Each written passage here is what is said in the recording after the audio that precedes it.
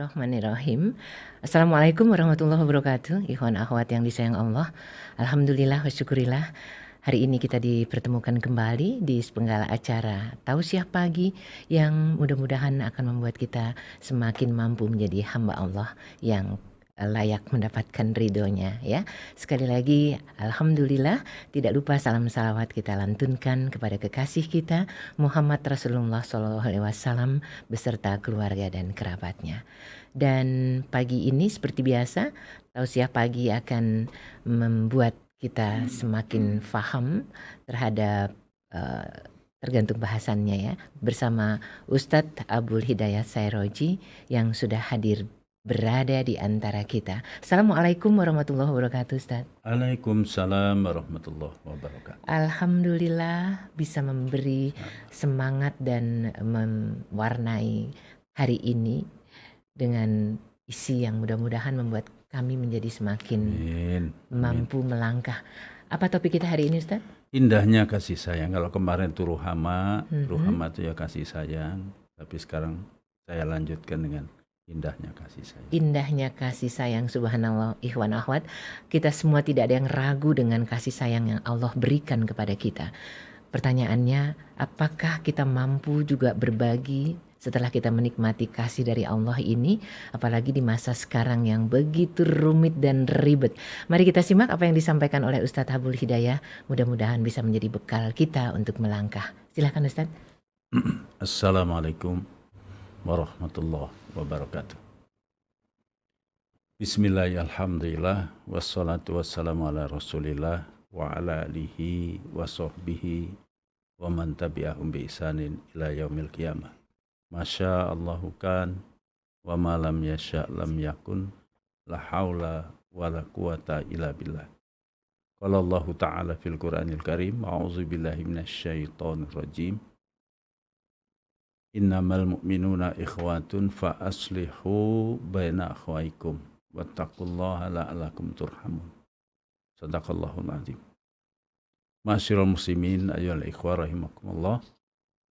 Alhamdulillah, segala puji bagi Allah, segala kemuliaan milik Allah, kebahagiaan, keutamaan, kekayaan, pangkat jabatan, semua yang dimiliki oleh setiap manusia adalah milik Allah. Mudah-mudahan dengan sering atau banyaknya kita mengucapkan kalimat hamdalah, menyadarkan kita betapa rahman dan rahimnya Allah, betapa banyak nikmat Allah yang sudah Allah curahkan kepada kita yang tak terhingga, tidak bisa dinilai dengan apapun. Maka mudah-mudahan dengan itu sadarlah kita bahwa kita ini hamba Allah. Kita ini adalah kawulane Gusti Allah. Sudah semestinya dan sudah seharusnya untuk menjadi hamba Allah, tunduk dan patuh menjalankan perintah dan titah. Bahkan dengan sukacita kita melaksanakannya, bukan dengan terpaksa. Bahkan ada kerinduan kepada yang memberi. Nah, disinilah kepekaan iman kita diperlukan. Kadang kita ini sebagai manusia ini disebut bebal juga enggak, tapi ya nyatanya begitu. Kita ini kurang peka. Kita diciptakan oleh Allah dari makhluk menjadi makhluk yang utama, makhluk yang seindah-indah ciptaan. Pinter, cerdas, luwes, gendes, kemudian piawai. Padahal kita diciptakan dari barang yang hina. Kemudian tidak ada rasa syukur. Kok tidak berterima kasih, kok tidak ada kerinduan, kok tidak ada kecintaan kita kepada yang memberi. Semua yang kita miliki kan Allah yang memberi. Punya apa kita? Waktu kita lahir kita punya apa, bawa apa, tahu apa? Enggak ada semuanya. Tapi Allah memberikan semuanya, dicukupi kebutuhan hidup kita, diberikan kesehatan, diberikan semuanya. Lah kok dipanggil Allah saja kok dablek gitu loh. Nggak ada rasa syukurnya, bahkan naudzubillah min dzalik, berani menentang baik terang-terangan ataupun secara terselubung. Lah itu kemanusiaannya di mana gitu loh. Kalau kita tidak taat melaksanakan perintah dan titahnya. Padahal kalau kita punya teman saja, teman baik, apakah waktu sama-sama kos sebagai mahasiswa atau karena sama-sama karyawan atau tetangga atau teman. Kalau dia baik, waktu berpisah selalu diingat. Ya Allah, teman saya kemana dulu? Teman mahasiswa sama-sama kuliah dulu, mana orangnya baik sekali. Kalau saya sakit dia nungguin, saya dipijetin, saya dibawa ke dokter. Kalau saya sedang kepepet tidak punya uang, dia Masya Allah luar biasa. Sekarang ada di mana? Itu selalu terkenang. Nah ini berarti masih ada kepekaan sifat kemanusiaannya.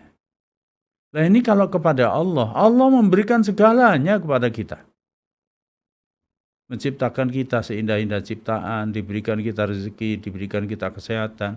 Tubuh kita ini dijaga 24 jam setiap hari dari serangan kuman dan bakteri. Coba kalau nggak dijaga, busuk kita. Sambil jalan sambil ada daging busuk, tapi dijaga oleh Allah. Diberikan kecerdasan, matanya berfungsi, saraf-sarafnya hidup, darah mengalir dalam tubuh ini tanpa ada pompa. Kemudian segala macam, tidak bisa mungkin terhitung. Lah kok kita tidak pernah ingat gitu loh. Ini satu. Jadi dari kalimat hamdalah mudah-mudahan kita menjadi manusia yang agak ada kepekaan lah, kepekaan iman. Kalau kita menyebut alhamdulillahirabbil alamin, segala puji, segala kebaikan, segala keutamaan adalah milik Allah sang pencipta alam semesta dan sekaligus yang merawat, yang memelihara, yang mengatur rezeki, yang menjaga, yang melindungi, yang menolong. Itu kalimat Rabb itu. Masya Allah. Mudah-mudahan kita jangan sampai menjadi orang yang lalai, jangan menjadi orang yang lupa diri, jangan menjadi orang yang kemudian lupa kepada yang memberikan nikmat kepada kita. Alhamdulillahirabbil alamin. Pekan yang lalu saya menyampaikan bahwa kalau disebut dua pilar agama itu hablum minallah dan wahablum minan nas. Hablum minallah itu diwakili oleh akidah keimanan, tertanamnya iman di dalam dada kita, adanya termaktub kalimat la ilaha illallah di dalam jiwa kita, dan ini menjadi napas, motivasi, dan sekaligus orientasi. Jadi kita mendudukan persoalan kalimat tauhid itu adalah sebagai fondasi di tempat berpijaknya kita dalam hidup dan kehidupan. Kemudian dipraktekkan dalam hubungan kepada sesama sebagai makhluk sosial yang tidak bisa hidup tanpa bantuan orang lain. Dan memang kita diciptakan dalam kehidupan bermasyarakat tentu berinteraksi kepada sesama. Nah, di sini akan dinilai oleh Allah SWT. Jadi dua dimensi hubungan kepada Allah dan hubungan pada sesama manusia menjadi parameter mulia atau tidaknya seseorang. Nah, dalam hal ini saya ingin menyoroti tentang hubungan pada sesama manusia. Dalam Islam itu ditekankan stressing pada kasih sayang. Hubungan kepada sesama manusia itu atas dasar kasih sayang.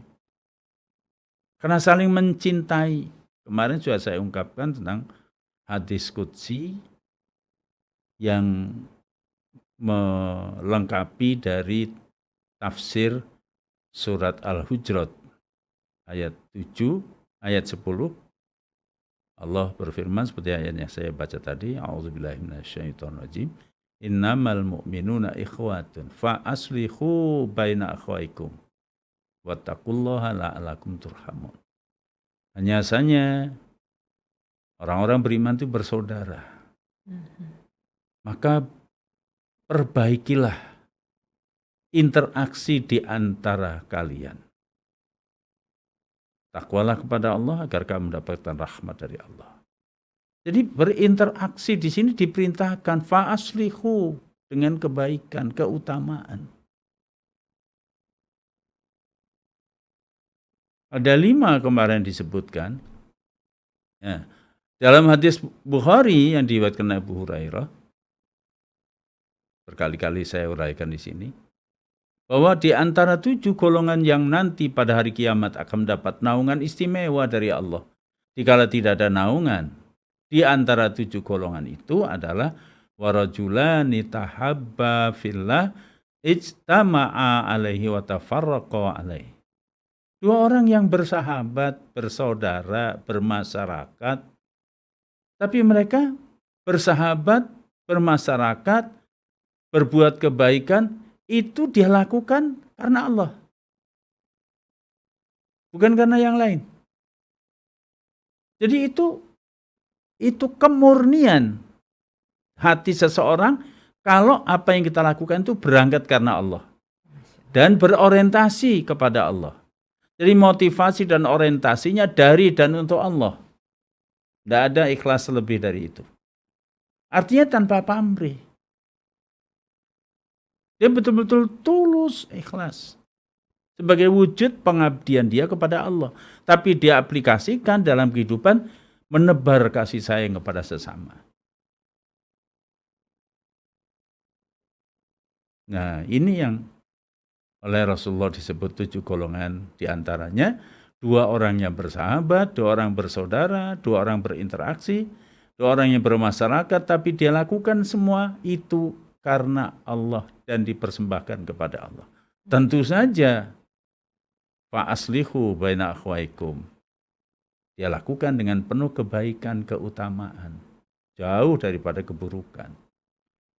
Karena dia tahu kalau sudah karena Allah itu mesti keutamaan, mesti kebaikan. Kalau amal-amal yang baik. Kalau sudah dipersembahkan bagi Allah, artinya dia mempersembahkan yang terbaik. Kalau dia bersaudara, bersaudara yang terbaik.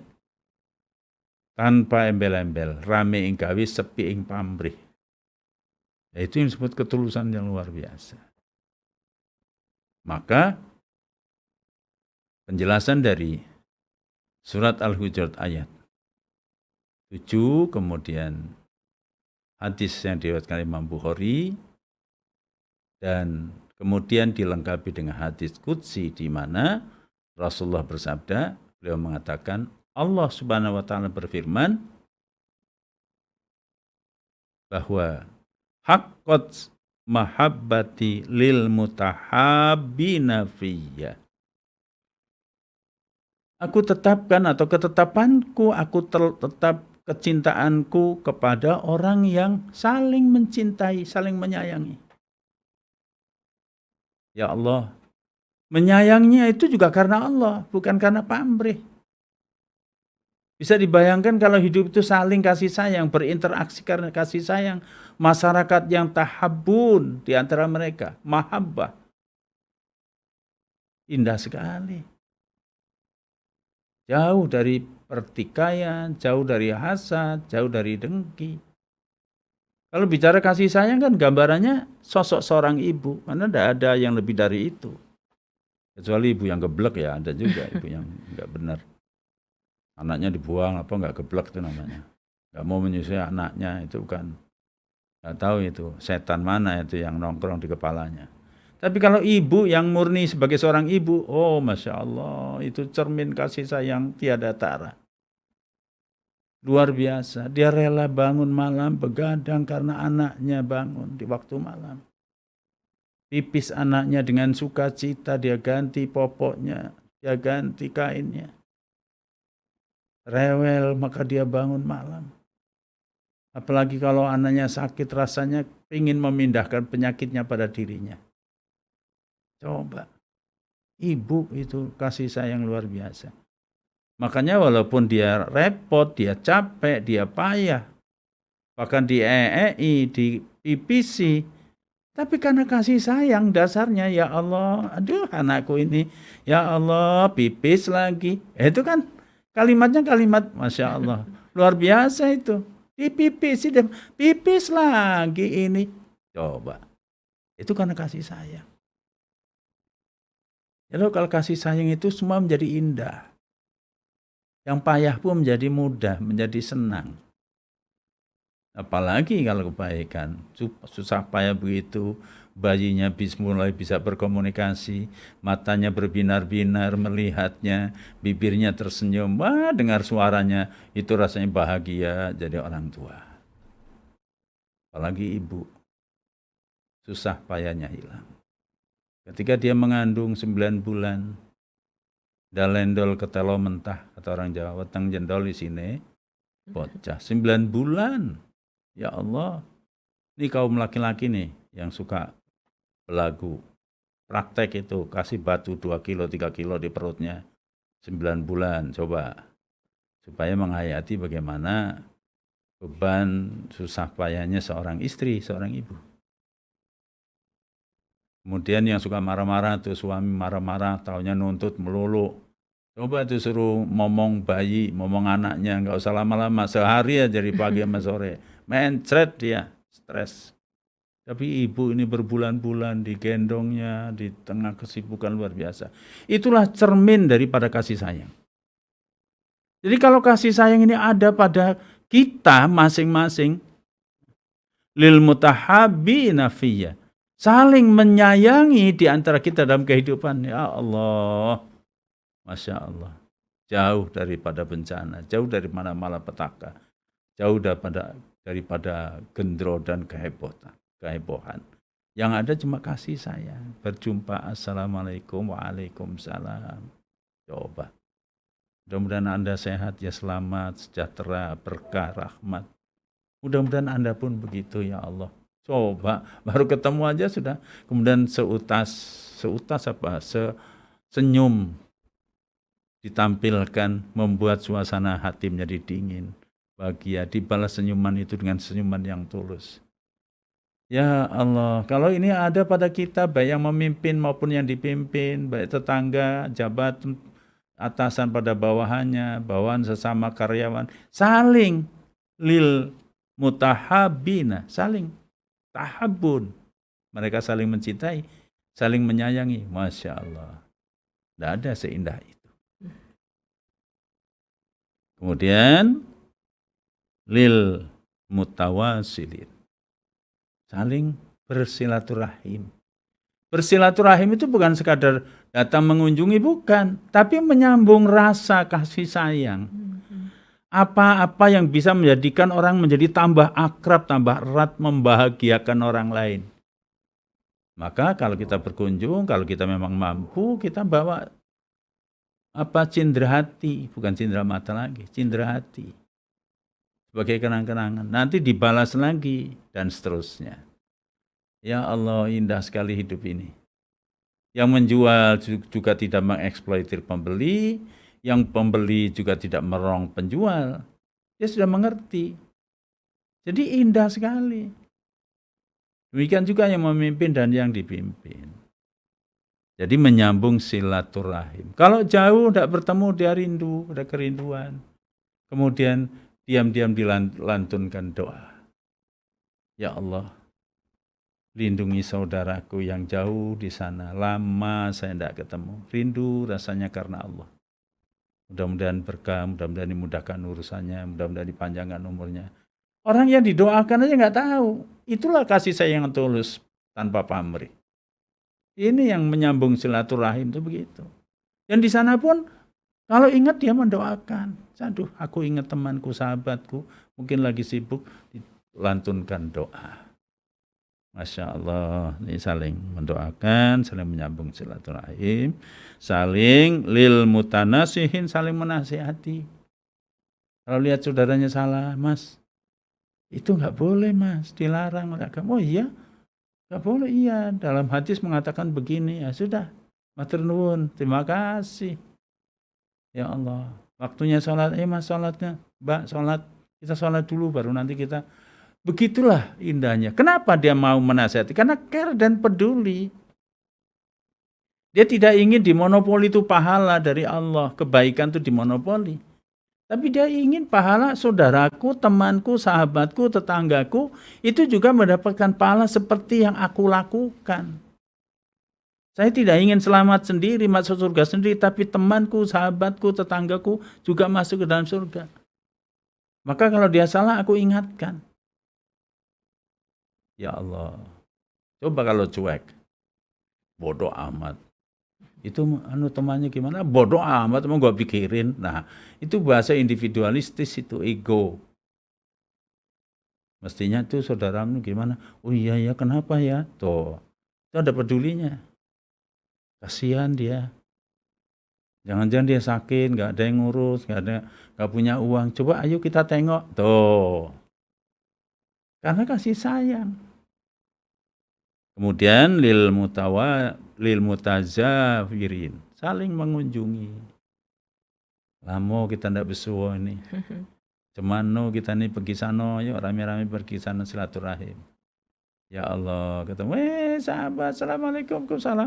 Mereka berpelukan, bersalaman, saling mendoakan, membuat suasana cerah, yang sakit bisa sembuh.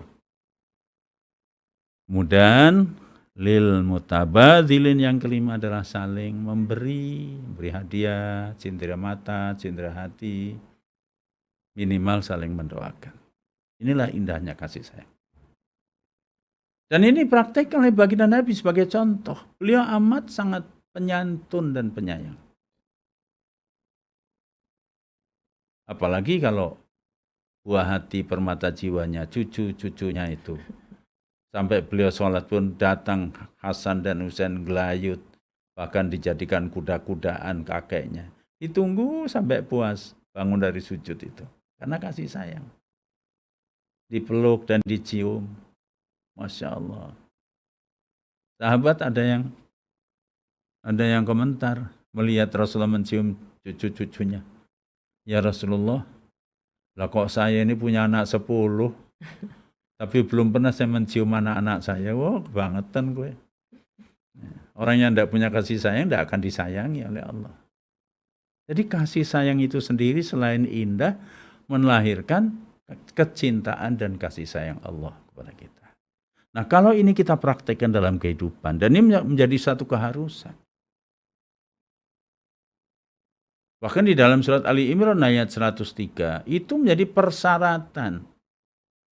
Kalau kita baca dari ayat 100, ayat surat Ali Imran. Ya ayyuhalladzina amanu in tuti'u fariqam minal ladzina utul kitab yaruddukum ba'da imanikum kafirin. Wa kaifa takfuruna wa antum tutla alaikum ayatullah wa fikum rasuluh. Wa may ya'tasim billah faqad hudiya ila siratim mustaqim. Itu ayat 100 sama ayat 101. Jika kamu mengikuti jalan-jalan hidup, pola sistem orang-orang ahli kitab, orang-orang kafir, akan mengeluarkan kamu dari agama. Nah, ini kemudian dikenal sebagai ada gerakan riddah. Gerakan memurtadkan orang beriman. Gimana caranya supaya orang itu keluar dari agamanya?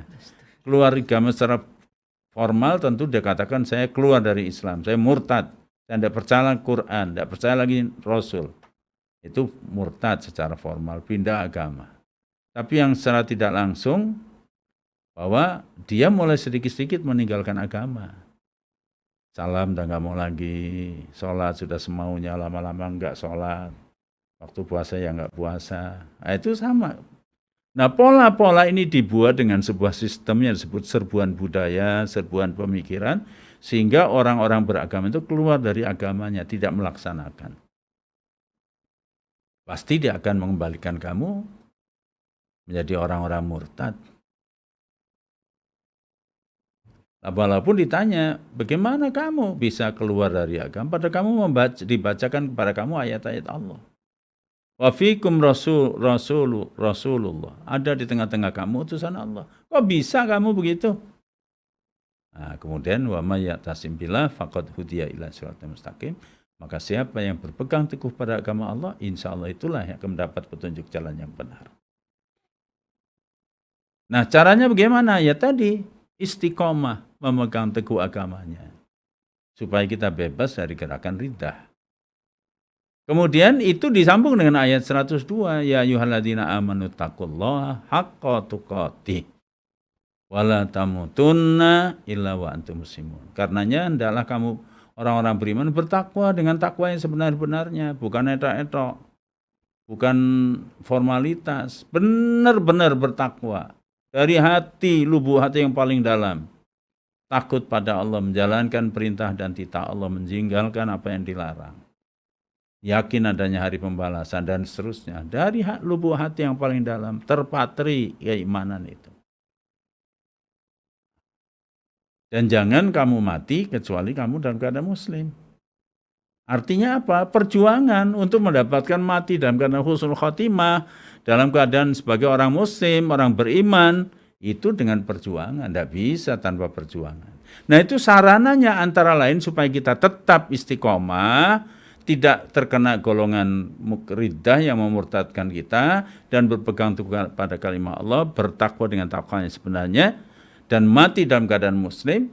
Itu ada waw atop di sini, disambung dengan ayat berikutnya 103, wa'tasimu bihablillahi jami'a wa la tafarraqu. Dan berpegang teguhlah kamu sekalian dengan tali Allah. Ai bidinil Islam, tali Allah dengan agama Islam. Jami'a jadi hal, bersama-sama, bersatu, berjamaah. Wala tafarraqu, jangan bertikai, jangan berselisih, jangan berfirqah-firqah, jangan berkelompok-kelompok, bergolong-golong yang saling bertikai. Wadhkuru ni'matallahi 'alaikum idz kuntum a'daan fa'alafa baina qulubikum fa asbahtum bi ni'matihi ikhwana. Nah, di sini stressingnya terletak kasih sayang. Ingatlah oleh kamu akan nikmat Allah yang engkau sudah diberikan padamu, yaitu Islam. Nikmatnya Al-Quran, nikmatnya diutusnya Rasul bagi kita. Di mana dulu kamu bermusuh-musuhan satu dengan yang lain, saling curiga, hasad, dengki, saling membenci, saling berperang. Fa'allafa baina qulubikum, maka dengan nikmat itu kamu menjadi terikat. Ada ikatan batin di antara kamu. Hati-hati kamu menjadi terikat. Terikat dengan siapa? Terikat dengan apa? Dengan agama. Fa'asbahtum binikmati ikhwana, maka jadilah kamu itu menjadi bersaudara. Dengan ikatan itu kamu menjadi bersaudara. Kasih sayang. Nah, kalau lihat sini maka jelas sekali bahwa kasih sayang merupakan syariat yang prinsip sesudah akidah. Mudah-mudahan indahnya kasih sayang itu bisa kita terapkan dari suami istri, istri menyayangi suami, suami mencintai istri. Makin tua pakainya tua-tua kelapa, jangan tua-tua keladi. Makin tua makin kental santannya, makin sayang. Kalau keladi makin menjadi. Makin menjadi-jadi. Jadi bagusnya sih bagus, biasanya konotasinya menjadi-jadi, jadi nggak benernya. Gitu. Jadi kasih sayang itu, cinta itu berubah menjadi kasih dan sayang. Tidak lagi melihat hidungnya, tidak lagi melihat penampilannya, tidak lagi. Yang dilihat itu hubungan batin makin akrab, makin sayang.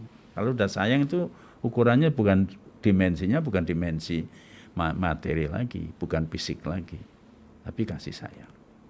Mudah-mudahan ada manfaatnya. Dan kita bisa menerapkan dalam beragama, tidak hanya bohong kita beragama, tapi nyatanya judes, nyatanya kita ini saling benci, hasad, dengki, memfitnah.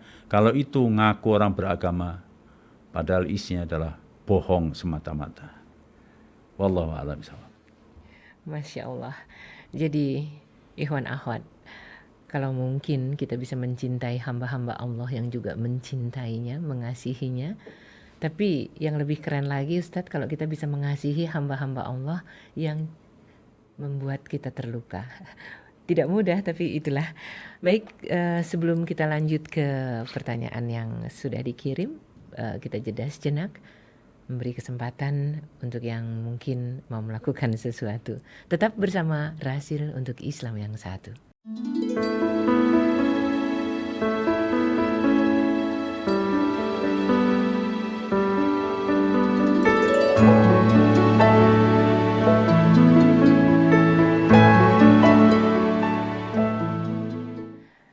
Terima kasih sahabat-sahabat yang masih tetap bersama Rasil untuk Islam yang satu. Dan terima kasih juga untuk Atep dan Fahri atau Anis nih yang di sana nih. Anis ya. Ustadz, kita boleh langsung ke pertanyaan. Silakan. Dari Pak Yudi di perumahan Cibubur City di Bogor. Ustadz, bagaimana sih caranya biar kita selalu bisa bersyukur atas nikmat Allah di dalam kehidupan sehari-hari? Sederhana sekali tapi sulit. Iya. Artinya begini, hidup itu kan kadang-kadang kita merasa hanya dengan mengandalkan panca indera. Kalau hanya mengandalkan panca indera saja, itu yang akan bisa kita rasakan hal-hal yang bersifat yang ada di permukaan. Apalagi kalau dominasi perasaan kita didominir oleh hal-hal yang bersifat materi. Ini ruang untuk hal yang bersifat spiritual, bersifat ruhi semakin menipis. Sulit untuk bisa dibawa tentang syukur, sulit untuk bisa dibawa kepada kasih sayang, sulit untuk bicara soal keutamaan dan kemuliaan. Baik, sebelum kita lanjutkan ada telepon. Assalamualaikum. Waalaikumsalam warahmatullahi wabarakatuh. Dengan Ibu siapa? Di mana? Ibu Rukaya dari Villa Nusa Indah. Oh, Villa Nusa Indah. Silakan. Mau nanya nih sama Pak Ustadz. Ya, silakan Ibu. Assalamualaikum Pak Ustadz. Waalaikumsalam warahmatullahi wabarakatuh. Iya, Ibu nih kadang-kadang suka sedih juga sih ini masalah yang sekarang ini. Sementara kami semua di sini sedang menghadapi wabah corona ini dengan sedih gitu. Yeah. Nah, terus ditambah lagi dengan masalah yang baru yang yang para pimpinan yang ngegetok palu itu membuat rakyat jadi nggak boleh kerumun jadi berkerumun. Kok yang disalahin kok cuman rakyat aja gitu, yang tukang getok palunya nggak pernah diingetin gitu. Itu membuat saya Ibu sedih kadang-kadang. Ya Allah, sudah kita berdoa untuk agar corona ini segera pergi, diselamatkan. Ibu suka gitu doanya biar ini para dokter juga para Indonesia, ditambah lagi dengan ribut ini sepertinya kok malah tambah disalah-salahin terus gitu tuh yang demo. Dan ditambah lagi sekarang saya dengar di berita itu tadi di Rasil juga dengar katanya mau mengerangkul para ulama. Saya jadi tambah sedih lagi tuh pada Ustadz. Gitu sampai saya ngomong agak gemetar sedikit, maaf. Saking saya merasa jadi sebetulnya para pemimpin ini maunya gimana gitu, semua yang ini yang dirangkul tapi untuk memusuhi rakyatnya sendiri. Itu menurut perasaan saya. Perasaan saya kok kenapa sih pemimpin kok yang ngegetok palu pemimpin pemerintahan, terus ketika rakyat bergerak disalahin, pokoknya yang Ibu lihat begitulah kira-kira. Kok kenapa jadi dimusuhin rakyatnya sama pemimpin? Itu menurut perasaan saya, Pak Ustadz. Jadi itu harus bagaimana kita ini. Terima kasih Ibu. Keluhan saya. Makasih Pak Ustadz. Iya, sama-sama. Semoga Ibu. Pak Ustadz semua sehat, Ibu. Amin. Saja juga dan Semuanya Rasul untuk semua kita, semakin sukses karena Ibu dengan adanya Rasul ini merasa hangat jiwa Ibu. Alhamdulillah. Baik Ibu, terima kasih. Assalamualaikum. Waalaikumsalam warahmatullahi wabarakatuh. Bagaimana memunculkan kasih sayang? Iya, itu memang bagus, berarti Ibu ada kepedulian. Tapi perlu diingat bahwa apapun yang terjadi itu adalah memang kehendak Allah.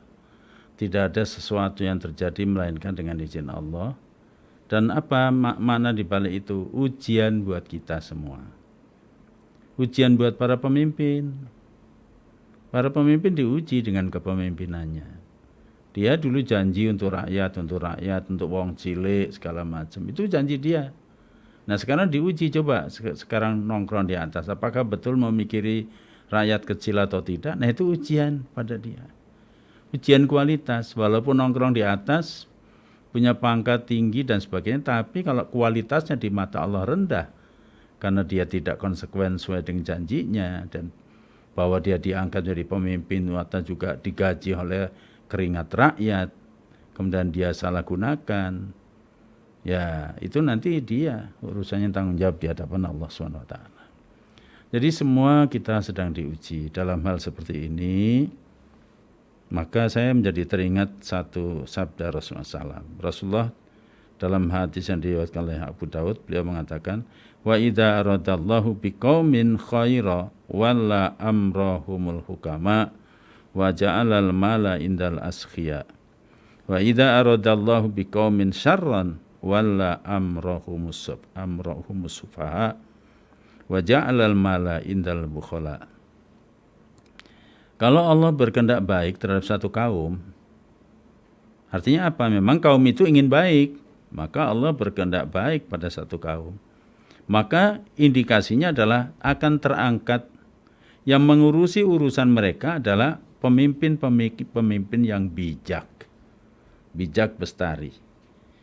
Wa ja'alal mala indal askhiya, dan ada ekonomi, kekayaan, harta yang pemegang ekonomi yang menentukan soal ekonomi dan seterusnya, apakah para pejabat atau para pengusaha dan seterusnya, itu adalah bersifat dermawan. Jadi dia kepedulian sosialnya tinggi. Ini bahwa kaum itu, umat itu, bangsa itu adalah bangsa yang dikehendaki baik oleh Allah. Bagaimana? Kenapa Allah menghendaki baik? Karena kaum itu sendiri secara aktif dia ingin menjadi umat yang baik. Kemudian kalau Allah berkehendak buruk terhadap satu kaum, maka akan terangkat orang pemimpin yang mengurusi urusan mereka itu orang yang jahil. Bukan orang bodoh, orang jahil. Jahil itu jahil rohani. Pinter sih orangnya, tapi pinter ngapusi, pinter merekayasa, pinter macam-macam, pinter cari peluang, dapatkan kekayaan pribadi. Jadi dia pinter tapi jahil. Jahil itu adalah dia nggak ngerti soal kebenaran, keutamaan, nggak ngerti kasih sayang dan seterusnya. Waja'alal mala indal bukhala, dan dijadikan harta itu atau ekonomi itu ada pada tangan orang-orang yang bakhil, monopoli. Nah, kenapa itu terjadi? Karena itu adalah masyarakatnya. Kalau masyarakatnya baik, pasti akan memilih pemimpin yang baik. Kalau masyarakatnya adalah masyarakat yang amburadul, ya akan memilih pemimpin yang amburadul.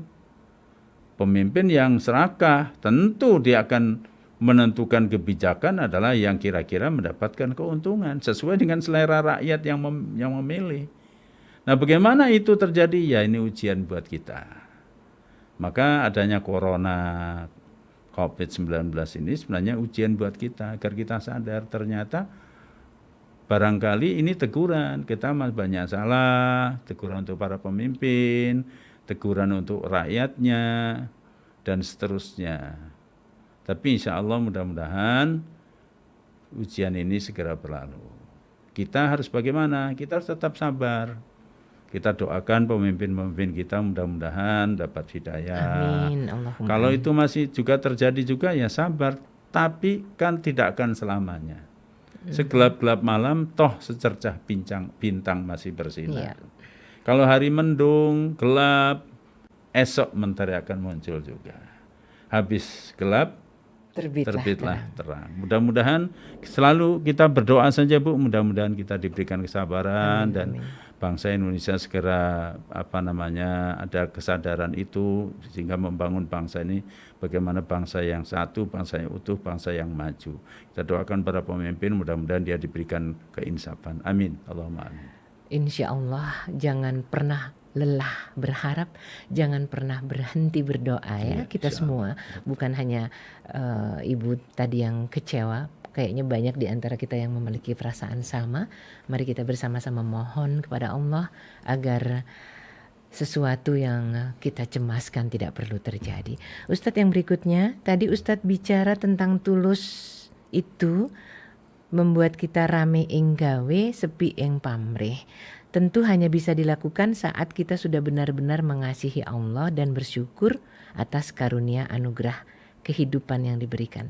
Tapi bagaimana Ustadz kalau selama ini kita kecewa dengan kondisi kita yang sulit, bahkan di dalam kesulitan ini muncul kekecewaan terhadap Allah, kok nggak udah-udah sih?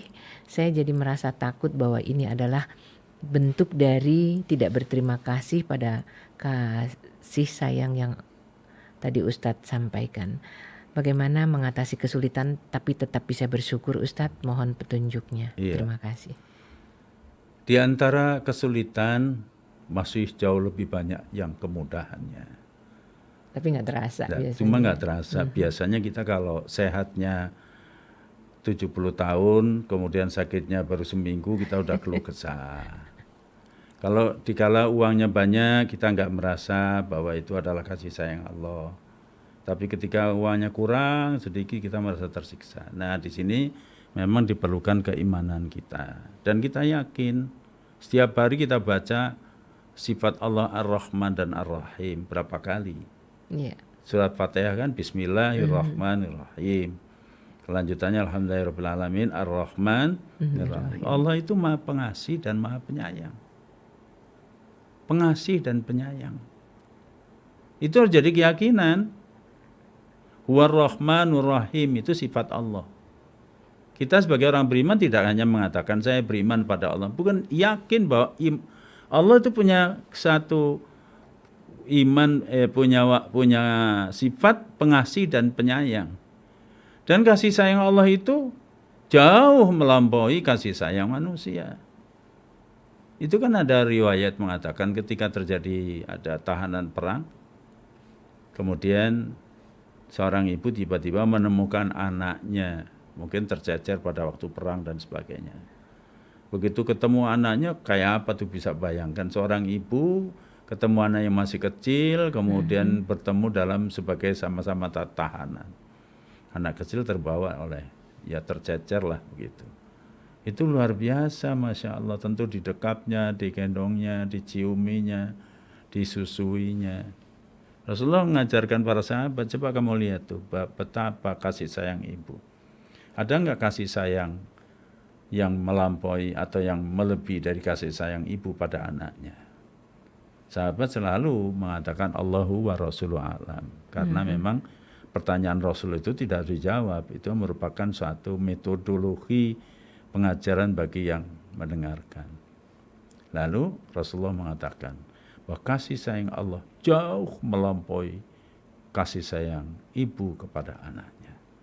Jadi apapun yang terjadi sebenarnya itu adalah wujud daripada kasih sayang Allah. Cuma kita menakar hidup ini menurut selera kita. Seolah-olah hidup itu yang menurut pikiran kita, selera kita. Nah, ini yang jadi masalah. Maka kita harus dengan iman.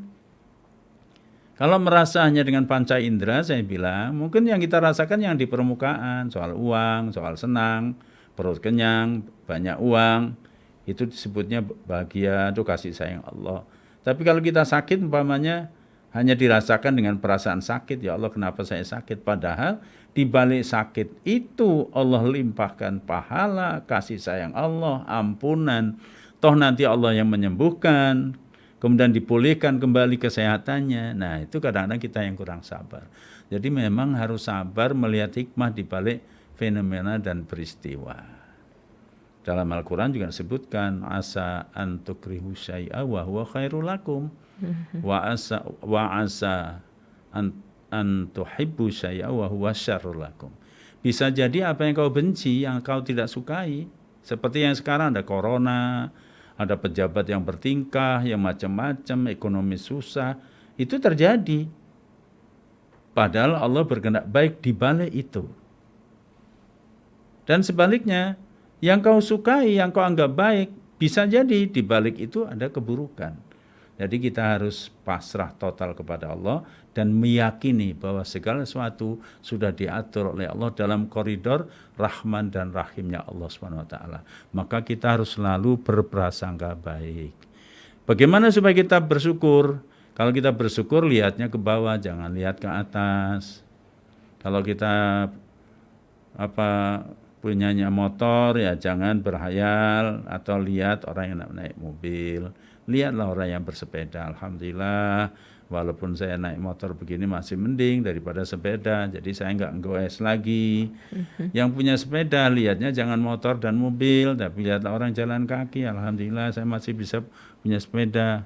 Yang jalan kaki, lihatlah orang yang dengklang, yang pincang. Ya Allah, saya masih sehat, kakinya bisa berjalan. Begitu, jadi selalu ada rasa syukur. Makanya lihatlah ke bawah, jangan lihat ke atas. Karena lihat ke bawah itu akan melahirkan syukur kita kepada Allah Subhanahu wa taala. Wallahu a'lam. Baik, saya lanjutkan kembali dari hamba Allah. Ustadz mohon maaf, saya dikaruniai anak cacat yang tanpa sadar memunculkan keluhan-keluhan. Kok Allah berikan beban ini sih? Apakah ini karena dosa masa lalu saya ya Ustadz? Terima kasih pencerahannya. Ibu, kadang-kadang ya itu tadi hampir sama jawabannya. Jangan menakar hidup ini oleh pikiran kita. Maka kita mencoba mencari hikmah di balik peristiwa. Nah itu hanya bisa dengan keimanan, bukan dengan logika dan panca indera semata. Bisa jadi Allah sedang memberikan kesempatan jalan ke surga dengan ujian anak yang cacat tadi. Barangkali dengan anak yang cacat inilah yang akan menuntun kita ke surga. Sebab anak yang cacat, yang kemudian mungkin serba kekurangan, sehingga dengan kekurangannya itulah akan menjadi ahli surga, yang nanti di surga akan menuntun orang tuanya. Jadi jangan kita melihat hanya dengan di permukaan saja. Pasti Allah sedang memberikan hikmah di balik peristiwa itu. Nah, kita tetap harus berlaku husnudzon. Jalani saja. Nanti segala sesuatunya itu nanti Allah yang atur. Mudah-mudahan ada solusi. Kalau tidak ada solusi, oh ini berarti kesempatan saya, peluang saya mendapatkan pahala sebanyak-banyaknya. Jangan sampai kita menjadi putus asa. Karena dunia itu kan sebentar, Bu. Dunia itu sebentar, sekejap. 60 tahun, 70 tahun itu tidak lama. Di akhirat itu kekal dan abadi. Nah, jadi dengan inilah barangkali Allah memberikan kesempatan ibu masuk surga. Ada misalnya seorang ibu melahirkan, anaknya meninggal. Kayak apa itu sedihnya. Kemudian hamil lagi, punya anak, meninggal lagi. Hamil lagi, punya anak, meninggal lagi. Tiga anak dipanggil oleh Allah Subhanahu wa taala. Aduh, itu kalau hanya dengan rasa hancur pikiran kita. Kita harus menyadari bahwa anak itu bukan punya kita. Anak itu punya Allah. Dia yang punya, diambil ya. Nah, kita hanya diminta situ sikap ridho dan sabarnya. Bahwa ini ketentuan dari Allah Subhanahu wa taala, Allah yang Maha Kuasa, Allah yang punya, Allah yang memintanya kembali. Tapi kita akan diberi pahala. Dan pasti balasan orang tuanya yang sabar dan ridho itu masuk surga. Mau bayar berapa? Mau beli berapa untuk bayar surga ini? Nah, nanti akan berjumpa dengan anak-anaknya. Justru anak-anaknya akan menjemput ibundanya masuk ke dalam surga. Nah, nanti akan terasa baru di akhirat nanti, oh alhamdulillah ya Allah, ternyata ini peluang jalan ke surga. Jadi jangan melihat hanya dengan mata kepala, tapi mata hati, mata iman. Itulah perlunya. Beriman itu diperdalam sehingga kepekaan iman itu mampu menangkap sinyal-sinyal hikmah di balik setiap peristiwa dan fenomena. Masya Allah.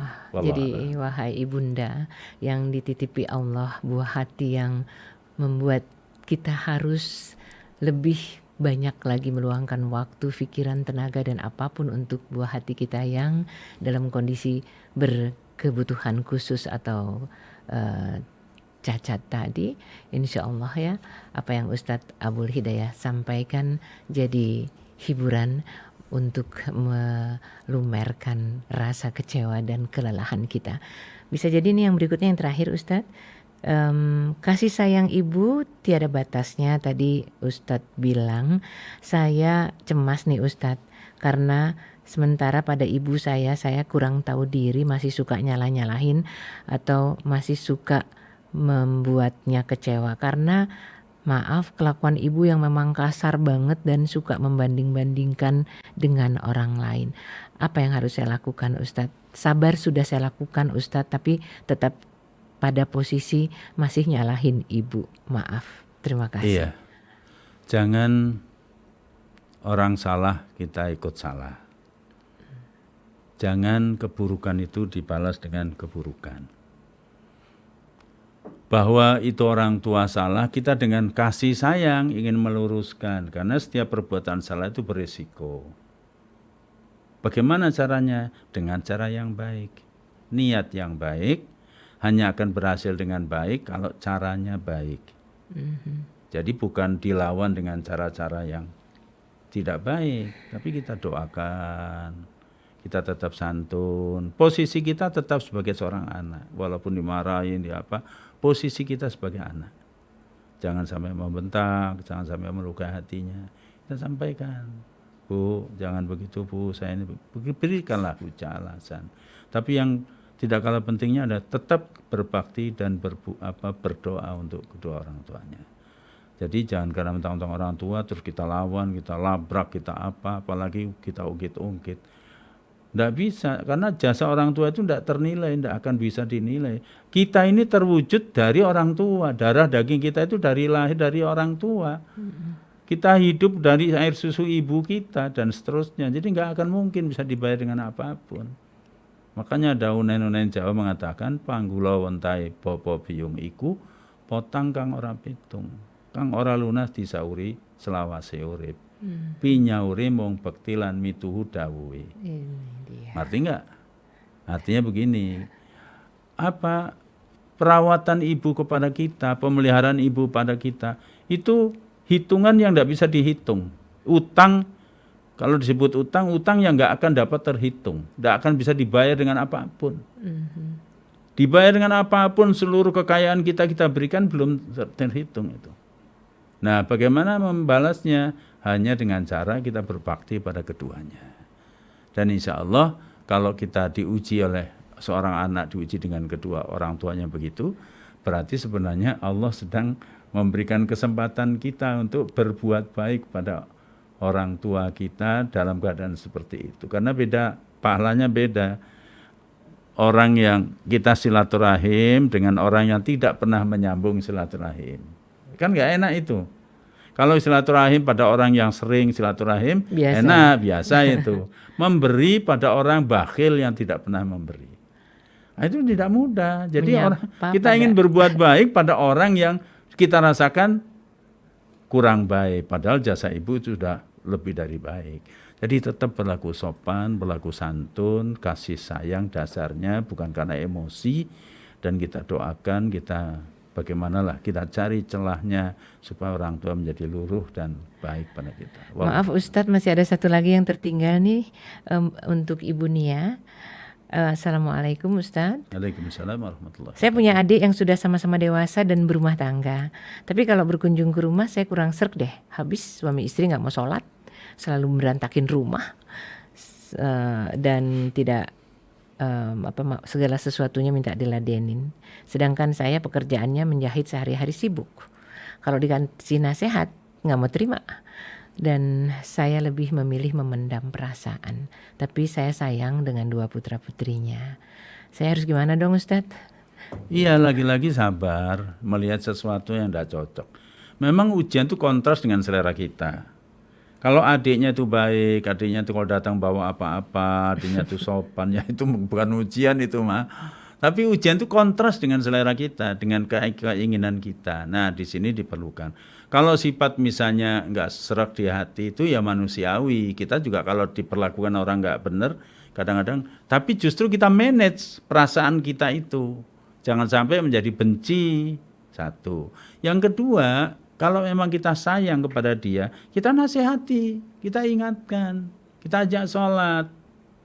Itu cara kita menyelamatkan dia. Nah, sayang pada anaknya sudah jelas, namanya itu masih darah daging kita. Tapi jangan kasih sayang itu hanya karena kebetulan pelunane atau ponaannya. Tapi kasih sayang karena Allah tadi. Berkasih sayang fiyya karena aku, kata Allah. Karena menjadi kewajiban kita sayang pada anak-anak. Jangan karena keluarga sendiri, orang lain pun kita diperintahkan untuk sayang. Jadi tetap kita aktif. Jangan hanya dipendem saja. Sampaikan, Dek, kok kamu ini sih berubah sih, Dek, sholat namanya. Kemudian kalau sini jangan berantakan, bantulah. Kalau nggak bisa bantu ya nggak apa-apa. Jangan minta, ngomong terbuka. Jadi jangan kayak perasaan orang Jawa itu kadang-kadang cuma perasaan, tapi di balik perasaan itu justru Ya tidak baiknya, karena tiap orang tidak mesti ngerti, ada kepekaan. Jadi lebih baik berikan penjelasan terbuka tetapi dengan cara yang baik. Wallahu a'lam. Baik Ustadz, kita rangkum bahasan hari ini. Iya, para ikhwan rahimakumullah, inilah sekelumit apa yang bisa saya berikan, saya sampaikan. Mudah-mudahan ini menjadi renungan kita bersama, karena hidup ini terus menerus kita diuji, dan setiap saat kita akan dinilai oleh Allah Subhanahu wa taala, bagaimana pikiran kita, bagaimana hati kita, bagaimana langkah kita, bagaimana amal kita, bagaimana hubungan kita kepada Allah dan hubungan kepada sesama. Semua ada nilainya. Hidup ini bukan gratis. Tidak ada makan siang yang gratis, kata pepatah Belanda. Tetapi kita sedang diuji oleh Allah di tas. Kualitas baik kita itulah yang akan menentukan selamat atau tidaknya kita nanti di hadapan Allah Subhanahu wa taala. Setiap amal perbuatan baik akan kembali pada diri kita. Siapa menanam, dia yang mengetam. Ya. Kemudian kalau kita berbuat baik, baik pula akan kembali pada kita. Jangan kita berbuat buruk, karena perbuatan buruk akan kembali juga pada diri kita. Jadi dimanapun berpikir baik, berniat baik, berkata baik, beramal dengan kebaikan-kebaikan, insya Allah. Mohon maaf segala kekurangan, kekeliruan dan kesalahan. Mudah-mudahan Allah mengampuni dan memakluminya. Wabillahi taufiq wal hidayah. Wassalamualaikum warahmatullahi wabarakatuh. Waalaikumsalam warahmatullahi wabarakatuh. Terima kasih Ustadz Abul dan teman-teman dimanapun Rasir bisa disimak. Mudah-mudahan kita mampu bukan hanya berbagi tetapi juga menikmati kasih sayang yang sekarang ini tampaknya sedang langka di antara sesama hamba Allah. Mampukah kita memberikan sikap hangat dan ramah pada orang-orang yang cuek dan nyebelin? Mampukah kita berbagi pada orang-orang yang angkuh dan pelit? Dan mampukah kita mengasihi hamba Allah tanpa syarat? Betul-betul tanpa syarat, hanya karena rasa syukur kita kepada Allah. Insya Allah, mari kita mulai. Billahi taufiq wal hidayah. Wassalamualaikum warahmatullahi wabarakatuh. Salam.